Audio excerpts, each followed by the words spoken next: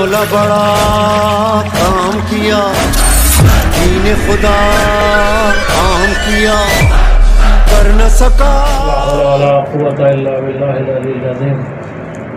اعوذ باللہ من الشیطان الرجیم، بسم اللہ الرحمن الرحیم۔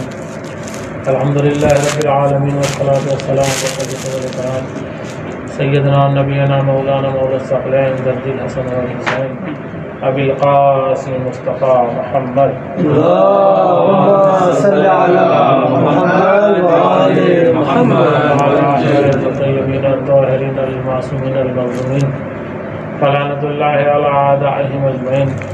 اما بعد فقال الرسول ان الحسین مصباح الفدا وسفینۃ النجاة۔ صلوات اللهم صل على محمد وآل محمد۔ بزرگان ایمان، عزیزان گرامی، خدا کا شکر ہے کہ اس نے ہمیں اس بات کی مہلت دی کہ ہم عزائے سرکار سید الشہداء برپا کر سکیں اور غم سرکار سید الشہداء میں شریک ہو سکیں۔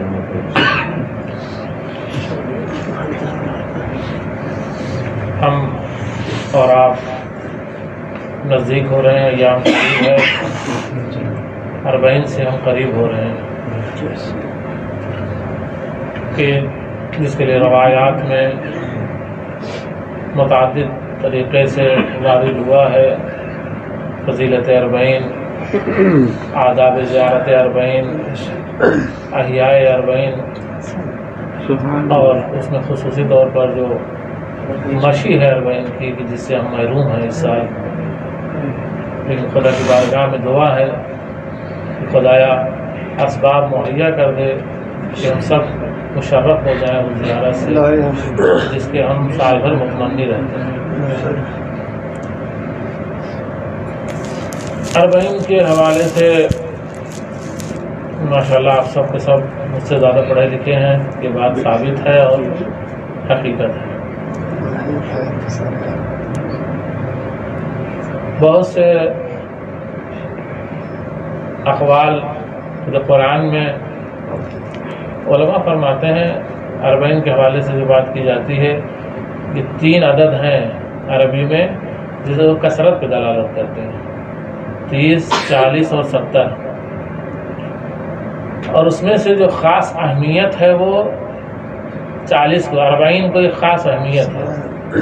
لیکن شرط یہ چونکہ آج کے زمانے میں بڑا دھوکہ ہوتا ہے، کیونکہ کہیں جھاڑنے پھونکنے والے بابا کے پاس بھی 40 دن کا چلے بتاتا ہے۔ صلوات پڑھ دیں محمد والے۔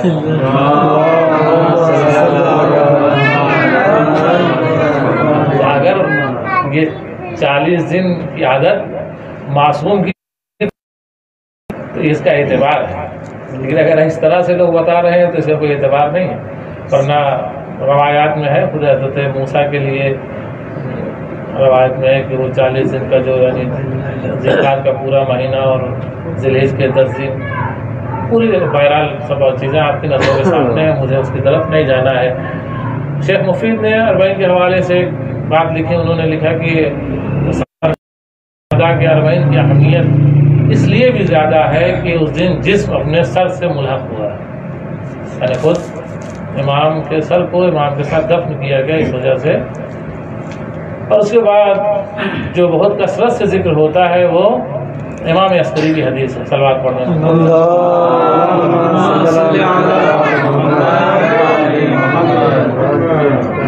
امام کی وہ حدیث کہ جس میں آپ نے فرمایا کہ 5 چیزیں جو ہیں وہ علامات مومن ہیں۔ علامات مومن میں 5 چیزیں ہیں۔ پہلی چیز یہ کہ وہ 51 رکعت نماز پڑھتا ہو جو ہم نہیں پڑھتے، شاید بعض مومن پڑھتے ہوں، اپنی بات ہوتا ہے۔ اور دوسری علامت جو بتائی وہ انگشتر عقیق کے لیے کہا یہ بھی علامات مومن ہے۔ تیسری علامت یہ ہے کہ جو نماز میں سورہ پڑھنے پر بسم اللہ جو ہے جہری پڑھے، بآواز بلند جو سورہ بسم اللہ پڑھے، یہ علامات مومن میں۔ اور چوتھی علامت جو ہے وہ سجدہ جو ہے خاک پر، زمین پہ وہی خاک شفا پہ یا زمین پہ سجدہ، یہ علامات مومن۔ اور پانچویں علامت جو بتائی ہے امام نے وہ زیارت اربعین بتائی ہے۔ یہ 5 خصوصیات ہیں، اسے مومن کی علامت کہا جائے یا شیعوں کی علامت کہا جائے۔ اور جس میں سب سے پہلے جو امام نے ذکر کیا ہے وہ ذکر نماز ہے۔ اور نماز کو کیا کہا جاتا ہے؟ الصلاۃ عمود الدین۔ نماز کیا ہے؟ ستون دین، دین کا پلر ہے، پایا ہے، کھمبا جسے ہم اپنی زبان میں کہیں۔ اور بہن کے زمانے میں ہم لوگ کھمبے کی بات کرتے تھے، فلاں کھمبے کو ملنا ہے۔ تو عمود الدین صلاۃ کو کہا جاتا ہے۔ اور عمود کہتے ہیں اسے کہ جس پر عمارت کا دار و مدار۔ عمود کی حیثیت عمارت میں یہ ہے کہ اس کے اوپر عمارت ٹکی ہوئی ہے۔ اگر عمارت کو منہدم کرنا ہے تو ستون کو گرا دیا جائے، عمارت کو خراب کرنا ہے تو ستون کو ڈھا دیا جائے، عمارت خود بخود گر جائے گی۔ اور ایک لفظ آیا ہے زیارت اربعین میں، اماد الدین، امام کو مخاطب کر کے کہا ہے، معصوم نے کہا ہے۔ صفوان جمال کی جو روایت کے ذریعے سے ہم تک زیارت اربعین پہنچی، اس میں ایک جملہ ہے امام کے لیے کہا گیا ہے اماد الدین۔ اب یہاں پر اکثر کل تو علی حیدر کے ذریعے گفتگو ہوئی تھی وہاں، اور لغت بھی دیکھی گئی۔ اکثر فارسی کو لغت میں اماد کا ترجمہ،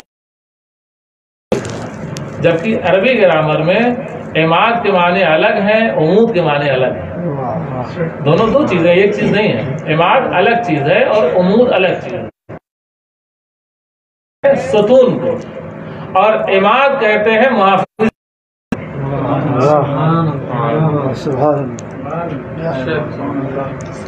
عمود کو کہتے ہیں اور اماد کہتے ہیں محافظ ستون کو۔ اور معصوم امام حسین کو مخاطب کر کے کہہ رہا اماد الدین ہے آپ۔ بات نہیں معلوم واضح ہوئی کہ نہیں ہوئی؟ امام کہہ رہے ہیں آپ اماد الدین ہیں۔ اماد الدین جب ہوگا جو تو کیا کرے گا کہ جب ستون پہ حرف آئے گا تو اٹھے گا۔ اماد الدین جو ہوگا جب ستون پہ حرف آئے گا تو وہ اٹھے گا، کیونکہ ستون کیا ہے؟ بنیاد ہے، اساس ہے دین کی۔ لیکن پورا دین ٹکا ہوا ہے نماز پہ ٹکا ہوا ہے، اور نماز چونکہ ستون کی حیثیت رکھتی ہے، نماز ہٹ گئی تو عمارت دین گر گئی گویا۔ ستون کا منہدم ہونا عمارت کا منہدم ہونا ہے۔ اب اگر نماز منہدم ہوئی تو صرف نماز منہدم، دین منہدم ہوا۔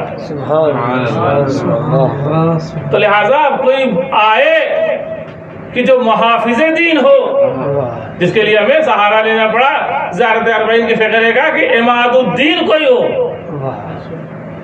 اچھا کسی زمانے میں شاید یہ ہوتا رہا ہو کہ لوگ عمارت کو گرانے کے لیے اس کے ستون کو ڈھاتے رہے ہو، گراتے رہے ہوں، لیکن زمانہ ابا عبداللہ الحسین وہ زمانہ ہے کہ جس میں ستون گرایا نہیں جا رہا، ستون کھوکھلا کیا جا رہا ہے۔ یہاں ستون کو ڈھایا نہیں جا رہا، گرایا نہیں جا رہا ہے، بلکہ اس کی اصل حیثیت کو مٹایا جا رہا ہے۔ کیونکہ آپ دیکھیں زمانہ ابا عبداللہ الحسین میں ایسا نہیں کہ نماز پڑھنے والے نہیں تھے، سبحان اللہ سبحان اللہ، پورا مکہ چھلک رہا تھا جو حسین نے حج کو عمرے سے بدلا ہے، تو لہذا عبادات موجود تھی۔ سبحان اللہ۔ اور بنی امیہ نے کسی کو نماز پڑھنے سے نہیں روکا تھا، نمازیں پڑھی جاتی تھی لیکن روح نماز نہیں تھی۔ حقیقت نماز باقی نہیں تھی، کیونکہ ستون کو کھوکھلا کیا جا رہا تھا کہ انسان ہزار برائی کرے اور نماز پڑھے، وہ نماز نہیں تھی جسے قرآن کہہ رہا ہے کہ فحشاء سے روکتی ہے۔ سبحان اللہ سبحان پڑھ دے محمد وآل محمد۔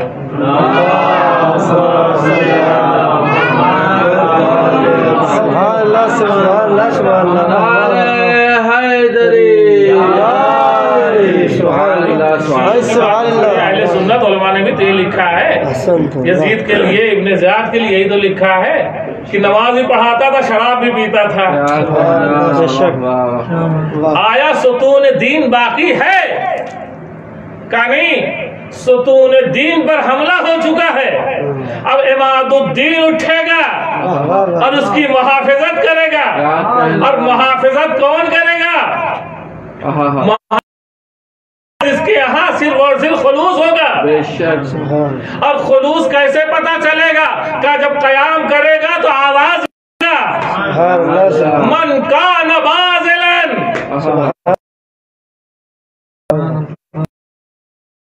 بات وہ آئے کہ جو اپنے آپ کو فنا کر سکتا ہے، من کان باذلا۔ اور اسی عبارت عربین میں جملہ ہے بذلوا مہجتہم، کہ بذل کا معنی، لفظ کا آنا اس بات کی کچھ طلب نہیں کر رہے ہیں، سبحان اللہ، امام کچھ چاہ نہیں رہے ہیں، اس کا عوض نہیں مانگ رہے ہیں، بلکہ کیا چاہ رہے ہیں؟ آگے ٹائم لگ جائے گا۔ امام یہ چاہ رہے ہیں کہ ہم اپنے خون کو بلا کسی عوض بہا کو ضلالت سے نکالنا چاہتے ہیں۔ گئی ہے جو کہا امام نے فرمایا من کان باذلا فلیرحل معنا۔ اب جس کے ہاں اتنی توانائی پائی جاتی ہے کہ وہ اپنے آپ کو فنا فی اللہ کر سکتا ہو، اور یہ اسلام کا ہدف صرف کربلا تک محدود نہیں، آج تک باقی ہے کہ حسین کے در پہ آؤ تو خودی کو ختم کر کے آؤ۔ اس من کان باذلا کی صدا آج بھی گونج رہی ہے، لیکن ہم مجلسوں میں جاتے ہیں تو شہرت کے لیے، عزت کے لیے، شرف کے لیے، مقام کے لیے، شہرت کے لیے صلوات پڑھ دے محمد وآل محمد۔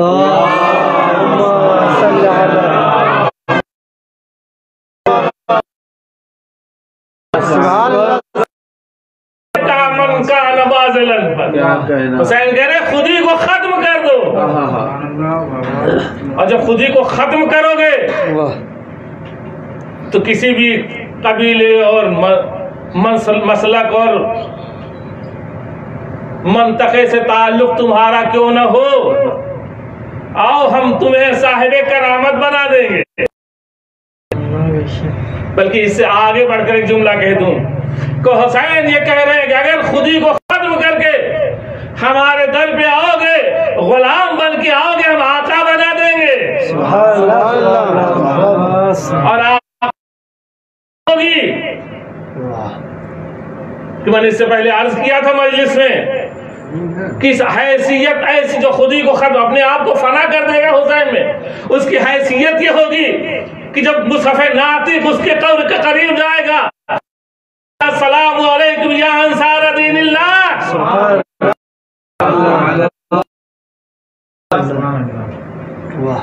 امام معصوم کھڑا ہو گئے۔ کیوں کہہ رہا ہے معصوم؟ غلام ہے جون، آدمی ہے، وہب قلبی کسی دوسرے مسلک سے تعلق رکھتے ہیں، لیکن مصحف ناطق کا سلام ہوتا ہے، انصار رسول اللہ کہا جا رہا ہے، انصار دین اللہ کہا جا رہا ہے، خدا کہا جا رہا ہے۔ کائنوں نے لبیک کہا ہے، من کان باذلا کی صدا پر کے لیے فنا کیا، اور حسین نے وہ بقا عطا کر دی کہ جب تک حسین کا ذکر باقی رہے گا ان کا ذکر باقی رہے گا۔ سبحان اللہ، اللہ پڑھ دے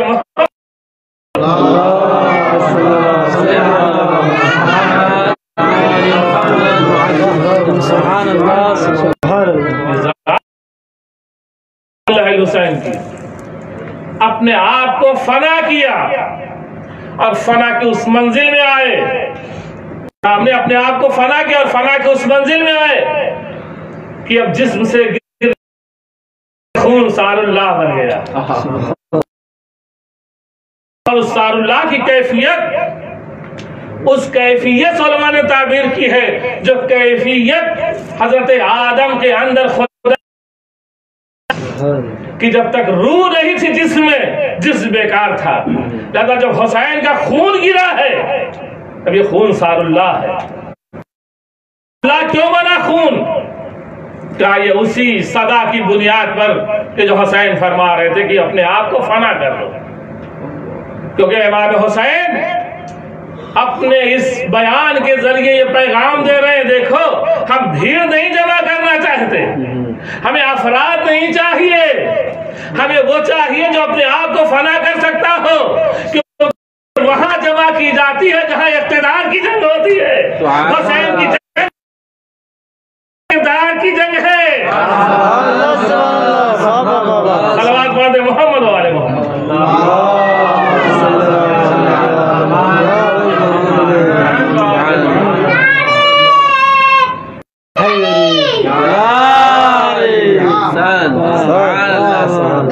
اور کردار کی جنگ میں افراد کی ضرورت نہیں. اور جو لوگوں نے اپنے آپ کو فنا کیا تو کیفیت یہ ہوئی کہ آج تک دنیا حیرت ہے کہ مختلف علاقے اور قبیلے اور مسالک سے تعلق رکھنے والے لوگ کیسے ایک پلیٹ فارم پہ جمع ہو گئے. اگر بہت کم تعداد جس نے لکھی وہ 72 لکھی, 72 آدمی کا ایک مقام پر جمع ہونا یہ اس بات یہاں مقصد ایک تھا, ہدف سب کا ایک تھا اور ہدف وہی ایک تھا کہ اپنے آپ کو فنا کر دیا خدا کی راہ راہ خدا میں فنا کر دینا اپنے آپ کا یہی ہدف تھا. اور اس ہدف کے تحت جب ہوئے تب کسی نے گفتگو نہیں کی. اگر کوئی آیا ہے تو امام حسین گفتگو کر رہے ہیں اور نہ کسی نے اعتراض کیا کہ مولا یہ کیا کر رہے ہیں. نہیں, ہر ایک تسلیم رہا اس رضا پر کی جو رضا حسین تھی اور اس رضا نے وہ مقام عطا کیا کہ آج کروڑوں کے مجمع کے لوگ جاتے اور کھڑے ہو کر ان شہداء کو سلام کرتے ہیں اور ان کی عظمت کو بیان کرتے ہیں, ان کے مقام کو سمجھتے ہیں. اور ضروری ہے اس در سے وابستگی رکھے. زیارت اربعین کا ایک جملہ اور ہے, ما قلیل مومنین. امام نے فرمایا کہ امام حسین پناہگاہ مومنین اور پناہ گاہ مومنین سے اگر انسان منسلک ہے تو باکرامت ہے. اگر اس پناہ گاہ میں ہے انسان, کیونکہ آج دنیا دیکھ لے عزت و شرف ہو شہادت و مقام جتنا ان افراد کو راس آتا ہے کہ جو اس ماتحت سے منسلک کہاں سے پیدا ہوا, یہ زینبیون فاطمیون کہاں سے پیدا ہوئے, کہ ان کے اندر وہ پناہ گاہ میں ہے, پناہ گاہ حسینی میں ہے اور ان کے کانوں میں وہ صدا گونج رہی ہے حسین کی, من کان بازلن کی زمانے میں نہیں بلکہ حسین کو پیغمبر نے کہا کہ چراغ ہدایت ہے. اب جب تک کائنات رہے گی حسین سے ہدایت ملتی رہے گی. یہ اور بات ہے ہمارے زخم میں سلام ہم کسب جانے والے تو بہت صلاحیت ہو بلندی ہوتی ہے اس کے کا جواب بھی آتا ہے. کیونکہ وہ نہ مانے حسین کو کہ جو اس تصور میں ہے کہ حسین قتل کر دیے گئے. نہیں, معصوم کو کبھی مارا نہیں جا سکتا. اور یہ چرا اور آج جو تاکید کی گئی ہے کی ائمہ نے جو تاکید کی زیارت اربعین کی علامات مومن قرار دیا گیا ہے، جمال صفوان سے جو بیان کیا گیا ہے یہ اس لیے بیان کیا گیا ہے کہ انسان زیارت کے لیے جائے تاکہ رابطہ ظاہر اور مظہور میں باقی رہے، اور جب رابطہ باقی رہے گا تو کائنات باشرف رہے گا، باعزت رہے گا، مقام ملے گا۔ اور وہ مقام کیا ہے کہ اگر حسین سے کربلا سے انسان منسلک ہے اور منسلک ہونے کے بعد اگر مر جا رہا ہے، قتل کر دیا جا رہا ہے، مارا جا رہا ہے تو اس کی موت رائگاں نہیں ہوتی۔ سبحان اللہ سبحان اللہ۔ اور یہ نہیں ہے کہ وہی افراد کہ جو میدان جنگ میں گئے، قتل ہوئے، وہی شہید ہیں یا وہی ان کے لیے مضر تھے، نہیں۔ ایک انسان اپنے گھر میں ہے لیکن حسین اور کربلا سے اس کا ارتباط اتنا زیادہ ہے اسے قتل کر دیا جائے۔ اور یہی ہوتا ہے، ہم نے تاریخ میں یہی دیکھا ہے کہ بعض افراد تو وہ تھے جو خاموش تھے لیکن صرف اس لیے قتل کر دیے گئے کہ ان کے دل میں چراغ ہدایت حسین روشن تھا۔ لہذا جب انسان کا ارتباط اس ذات والا صفات سے باقی رہے گا، اور امام عالی مقام نے اپنے قیام کے ذریعے کائنات انسانیت تک یہ پیغام پہنچا دیا کہ اگر کوئی بھی اقدام انسان کر رہا ہے تو خدا کے لیے کرے گا تو قیامت تک باقی رہے گا۔ بس میں نے ختم کر دیا۔ اگر انسان قیام کر رہا ہے جس طرح سے سرکار سید الشہداء نے اپنا سب کچھ لٹایا میدان کربلا میں،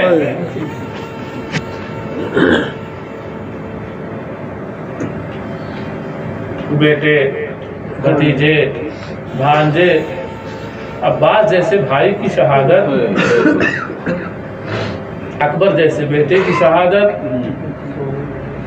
اور خدا کی قسم یہ سارے مرحلے تو ایک طرف ہیں، روایت فقرہ تو یہی ہے کہ امام گھوڑے سے زمین پر آ چکے ہیں، فوج اشکیا میں اتنی قوت نہیں ہے کہ امام کے قریب آئے، اشکیا آپس میں گفتگو کر رہے ہیں کہ کیسے پتا چلے کہ رمق حیات باقی ہے یا جا چکی ہے، ایک ظالم نے کامیابی معلوم ہو جائے گا۔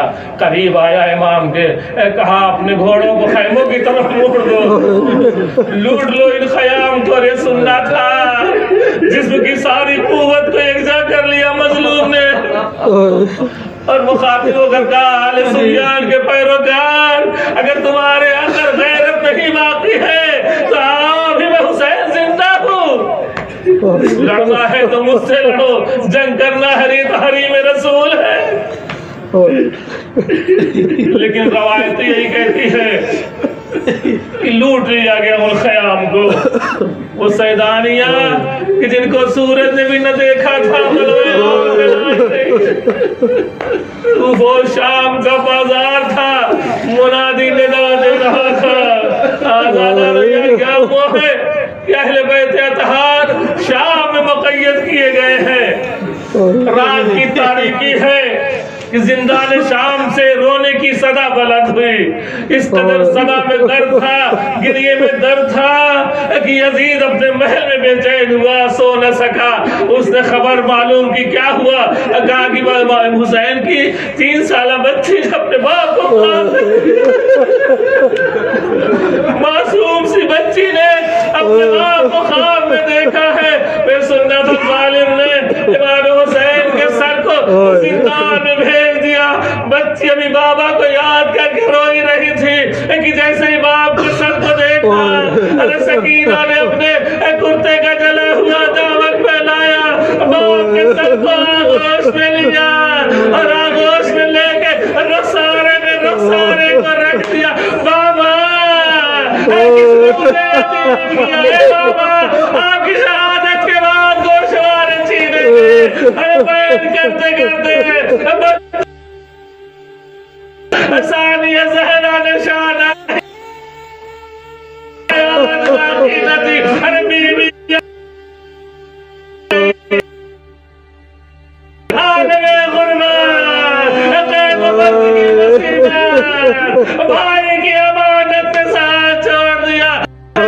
اور بھی روتے رہے غسلوں کا مجھے نہیں معلوم مختلف روایتیں بیان کی جاتی ہیں لیکن دل تو یہی کہتا ہے کہ عابد بیمار نے مصیبت ابراہیم دمشقی نے جب خواب دیکھا تھا 1200 ہجری میں تو انہوں نے قبر کو تو دوبارہ تعمیر کی بیان ہے ارے جب میں نے میت کو نکالا تو وہی جلا ہوا کرتا کوئی غم نہ دے بدلنے میں سرکار سے اس نے خود دیکھا کرتا کفن تھا اور رخسار و بندیل کے نشان کانوں کی لویں پٹی ہوئی تھی ارے آدھنے بیمار نے روایت یہی کہتی ہے ننھی سی قبر آمادہ ہوئی بھائی کے ہاتھوں میں ہتھکڑیاں ہے پیروں میں بیڑیاں ہے گلے میں توکے خاندار ہے ننھی سی میت کو اٹھایا قبر کے حوالے کرنا چاہتے ارے دستور تو یہی ہے ایک قبر میں ہو ایک قبر میں میت اتارنے والا ہو لیکن کون تھا جو سہارا دیتا ہے مقتل تو خاموش ہے لیکن دل کہتا ہے دو ہاتھ بڑھے ہو گئے اے میرے لال عابد بیمار